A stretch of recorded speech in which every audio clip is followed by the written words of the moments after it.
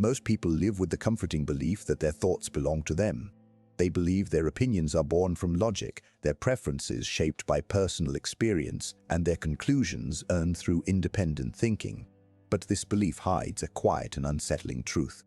Your mind does not operate in isolation. It operates within an environment, and whoever controls that environment controls the raw material your mind uses to form reality. Before you even have the chance to think, something else has already decided what you will see, what you will hear, and what you will notice. The human brain does not question everything it encounters. It cannot. If it did, you would be paralyzed by endless analysis. Instead, your brain relies on patterns, repetition, and familiarity to determine what is safe, what is important, and what is true. Machiavellian minds understand this deeply. They know they do not need to force you to believe something. They only need to expose you to it repeatedly, subtly, and strategically. Over time, what was once unfamiliar begins to feel normal. What once felt questionable begins to feel obvious. And what once triggered skepticism begins to feel like common sense. This process happens quietly. It happens through small exposures, through repeated ideas, through carefully chosen words, through controlled narratives.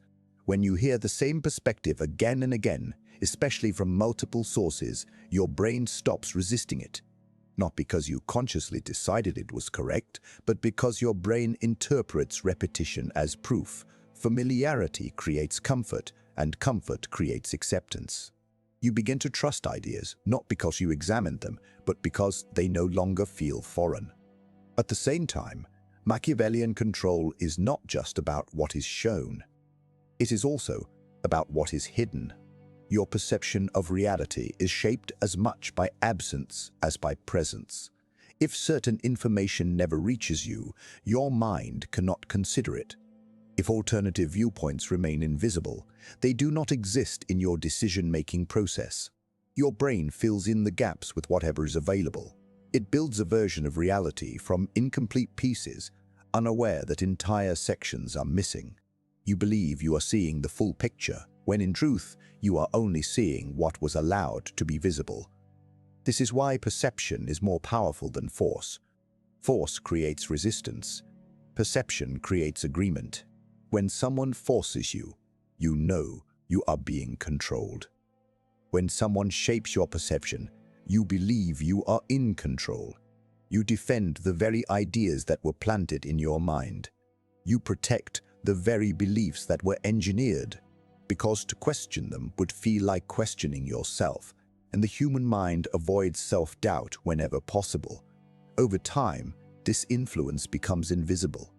You stop noticing where your thoughts came from. You stop questioning why you believe certain things. Your reactions become automatic. Your conclusions feel natural. You operate within a mental framework that was quietly constructed around you. This is the true power of perception control. It does not imprison your body. It imprisons your awareness. It defines the boundaries of what you consider possible, acceptable, and real. The most dangerous part is not that your perception can be shaped. The most dangerous part is that you rarely realize when it happens. You experience your thoughts as your own. You experience your beliefs as your own. You experience your reality as objective truth. But in many cases, your reality was filtered long before it reached you. And the moment you understand this, you begin to see the invisible architecture behind human influence. You begin to recognize that control does not begin with commands. It begins with perception. The human mind likes to believe it is driven by logic. It likes to believe that decisions are made through careful thinking, rational analysis, and conscious control. But beneath that surface lies a much older system, one designed not for truth but for survival. This system responds instantly to emotional triggers. Fear, anger, excitement, and insecurity can override logic in a fraction of a second. Machiavellian minds understand this weakness better than anyone. They know that if they can control your emotional state, they can control your decisions without ever needing to control you directly. When you are calm, your mind is clear. You observe, you analyze, you question. You see patterns and contradictions. Calmness creates distance between stimulus and reaction, and in that distance lies your power. You have the ability to choose your response instead of being ruled by impulse. But emotional agitation destroys that distance. The moment you become angry, afraid, or desperate, your brain shifts into a reactive state. It stops focusing on long-term consequences and starts focusing on immediate relief. It seeks to end discomfort as quickly as possible. And this urgency makes you predictable. This is why emotional provocation is such a powerful tool of control. A person who wants to influence you does not need to win an argument logically. They only need to make you emotional. They may insult you, challenge your ego, question your value, or create a sense of urgency that pressures you to act quickly. In that emotional state, your brain prioritizes action over accuracy. You react before you think. You speak before you reflect. And once you react, your behavior can be anticipated and guided. Emotion narrows your perception. It reduces your awareness of alternatives. When you feel threatened, your mind searches for safety. When you feel rejected, your mind searches for validation. When you feel angry, your mind searches for release. In each case, your focus becomes limited. You stop seeing the full landscape of choices. You see only the path that promises immediate emotional resolution. And that path is often the one that benefits the person who triggered the emotion in the first place. This is not accidental. Emotional manipulation works because it bypasses your conscious defenses. Logic requires time. Emotion requires none. Logic questions, emotion obeys. When your emotional brain takes control, it suppresses your analytical brain. You lose the ability to step back and evaluate the situation objectively. You become immersed in the feeling itself, and in that immersion, your behavior becomes easier to influence. Over time, repeated emotional conditioning can reshape your patterns entirely. If someone consistently makes you feel anxious, you begin to associate them with authority. If someone alternates between approval and rejection, you begin to seek their approval more intensely. Your nervous system adapts. It learns which behaviors reduce discomfort and which behaviors increase it. Without realizing it, you begin adjusting yourself to maintain emotional stability. Your actions are no longer guided purely by reason. They are guided by emotional survival. The most dangerous part of this process is that it feels internal. You believe you are acting out of your own free will. You believe your reactions are justified. But those reactions were triggered. They were engineered. The emotional state you entered was not accidental. It was the gateway through which influence became possible.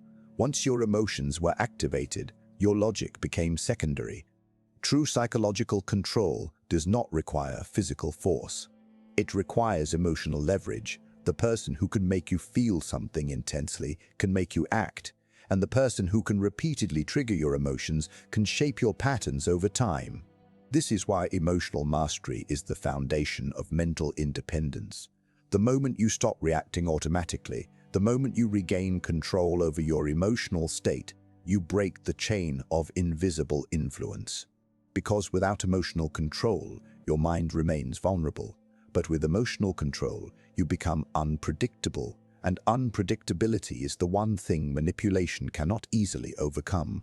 One of the most powerful ways to control a human mind is not through fear, force, or intimidation, but through validation. Every person carries a deep psychological need to feel seen, valued, and accepted. This need is not a weakness in itself, it is part of human nature. From the earliest stages of life, your brain learns to associate approval with safety and rejection with danger. Approval signals belonging. Rejection signals isolation.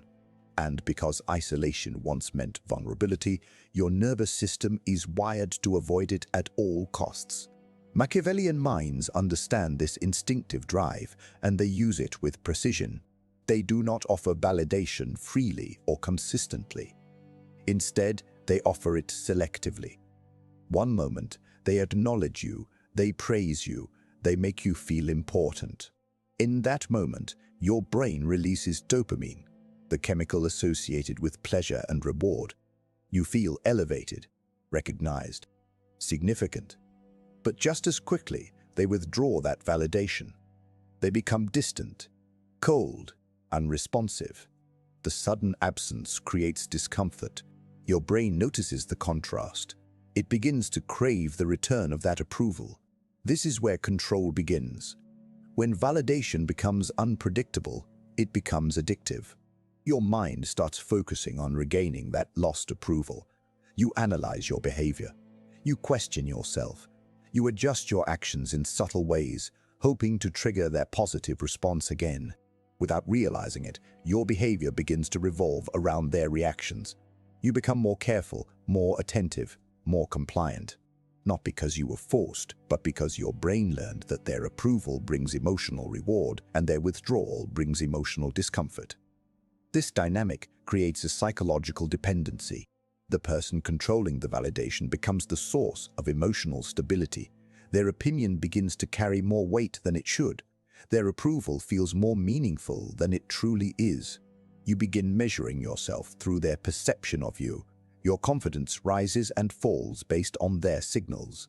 This is how influence embeds itself into your identity.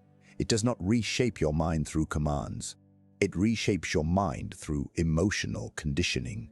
Over time, this dependency weakens your autonomy. Your decisions become influenced by how they might respond. You avoid actions that might disappoint them. You pursue actions that might impress them. Even when they are not present, their imagined reaction influences your choices. Their voice becomes internalized. Their approval becomes a silent standard guiding your behavior. You believe you are acting freely, but in reality, your actions are being filtered through the need for their acceptance. The most effective manipulators never make this process obvious. They maintain enough distance to preserve your uncertainty. They never give you complete security, because complete security would break the cycle. It is the uncertainty that sustains the control. Your mind remains engaged, constantly seeking resolution. You remain invested, constantly seeking reassurance. This keeps you psychologically tethered without any physical restraint. This form of control is powerful because it transforms your motivation. Instead of acting based on your own internal values, you begin acting based on external validation. Your sense of worth becomes tied to someone else's approval. And when your worth depends on someone else's approval, your independence disappears. You become easier to influence, easier to guide, easier to predict. The moment you recognize this pattern, you begin to see how validation can be used as leverage. You begin to understand that the person who controls your sense of approval controls your emotional state. And the person who controls your emotional state controls your behavior. True freedom begins when your sense of worth no longer depends on external validation, because the moment you stop needing their approval, their influence over you disappears. Control does not always require confrontation or visible power. Often, the most effective method of influence is subtle, invisible, and strategic. One of the most powerful ways someone can dominate your mind is through the use of reward and punishment, applied so skillfully that you scarcely notice it. This form of control is quiet, precise, and devastatingly effective because it taps into the most basic functions of the human nervous system. Every person, consciously or unconsciously, learns to associate certain behaviors with positive outcomes and others with negative consequences. Machiavellian minds exploit this instinct with surgical precision, creating patterns of behavior that serve their interests without ever needing to overtly dictate or force action. Reward is not simply praise or acknowledgement. It can be as subtle as a smile, a nod, a moment of attention, or inclusion in a social circle. These small affirmations release dopamine in the brain, producing a sense of pleasure, security, or significance. Over time, your mind begins to associate the source of that reward with safety and value. You begin to orient your behavior toward gaining more of it. When someone strategically offers rewards in a controlled manner, they create a system of incentive. Your actions become guided almost automatically by the pursuit of these small affirmations. You do not consciously realize it, but your behavior is now subtly directed by the expectations of another person. Punishment works in a complementary fashion, and it is equally effective when applied carefully. Punishment does not have to be physical or even verbal. It can be as simple as withdrawal of attention, silence, coldness, or distance. When a reward is removed unexpectedly, or when a negative response is introduced, your nervous system registers discomfort, fear, or anxiety. You begin to seek ways to avoid that discomfort. Your actions become calibrated to prevent the next withdrawal, the next cold glance, the next subtle signal of disapproval. Through this cycle, behavior is shaped not by logic or reasoning, but by instinctive avoidance of pain and pursuit of reward. The brilliance of this method lies in its invisibility. Unlike open aggression, which generates resistance, reward and punishment operate below the level of conscious awareness. You may feel that your choices are your own, that your behavior is spontaneous or voluntary, but in reality, it is being guided by the careful manipulation of consequences. This form of control is psychological conditioning in its purest form. It is quiet, insidious, and incredibly effective because it creates patterns of behavior that appear self-directed while being orchestrated entirely by someone else. Over time, this repeated cycle of reward and punishment creates dependency. You start to internalize the approval and disapproval signals as guides for your actions. Your sense of what is acceptable, valuable, or desirable begins to align with the expectations of the person controlling the cycle. You begin to anticipate their reactions, adjust your behavior in advance, and modify your actions to remain in the favorable zone. Even in their absence, your mind continues to act as if under their influence, responding automatically to the patterns they established. The most terrifying aspect of this type of control is that it can feel natural. You convince yourself that your behavior is logical, that your choices are rational, and that your compliance is voluntary. In reality, the cycle of reward and punishment has conditioned your mind to act predictably. You have learned without conscious instruction what pleases and displeases, and your behavior has adapted accordingly. The power of the controller becomes invisible because it manifests in your own actions rather than in their overt commands. Freedom from this manipulation begins with awareness. The moment you recognize that your behavior is being subtly shaped by external incentives and penalties, you gain the ability to pause and question your impulses.